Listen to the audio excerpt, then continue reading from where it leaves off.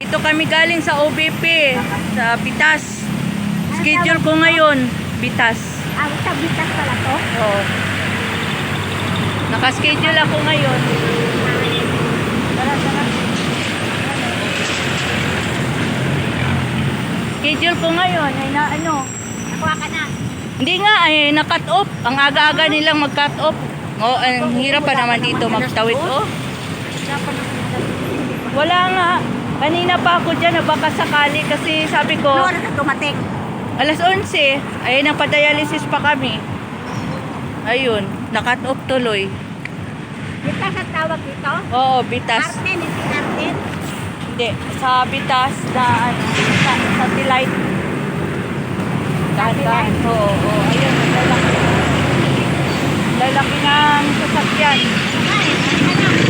Nakatakot. Madagas naghatang kasi ako eh. Kaya ikaw? Oo, ang ganda sakyan dito. Baka mayroon di ko alam eh. Oo, sige, salamat. Cut-off. Nakat-off kami. Sa OPP. Uwi na lang na Luhaan. Tingnan natin sa Lunes kung makabalik. Sabi, Lunes daw balik. Eh kung pag punta naman dito eh. Yun, ang lalaking truck. Ay, ako. Gutom ang inabot. So, ganyan talaga ang titiis maghanap ng medical assistance ang ating mga pasyente. So guys, ito iyon ang dinadaanan ko dito mga eskinita. Gutom na ako, mag-alas 2 na ng hapon, wala pa akong tanghalian dahil wala ring tinda doon na mga pagkain. Bigo ang ating pagpunta sa Office of the Vice President Satellite ito sa may Bitas. Hindi umabot. Nakat off kami ng maaga pa sila nag-cut off. Diyos ko.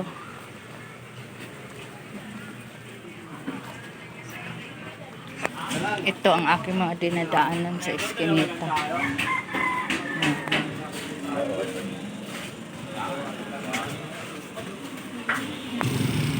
Ito, pauwi na lang ako kasi bigo ang ating pagpunta sa OBP Satellite. Hindi ako nakaabot ng maaga silang nag-cut off pala kasi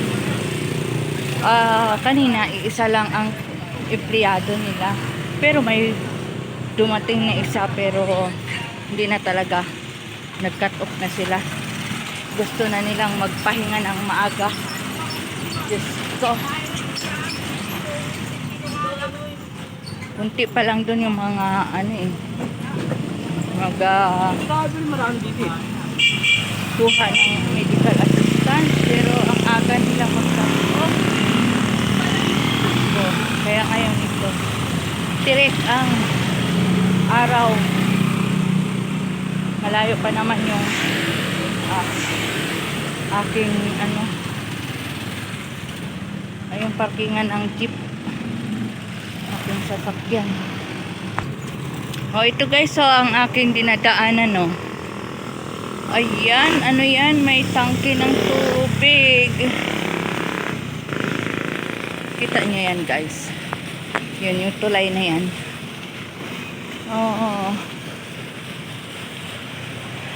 Ito palagi ang aking dinadaanan pero ngayon ay tirik ang araw kasi anong oras na, alas 2 ng tanghali. So, sobrang init. Layo-layo pa yung jeep na aking sasakyan.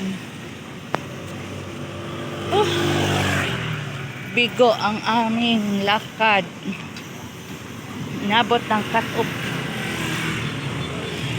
So guys, medyo malayo-layo pa ang aking lakaran para makarating sa aking parkingan ng jeep na aking masasakyan pa uwi. So hanggang dito na lamang ang aking video for today. Bye!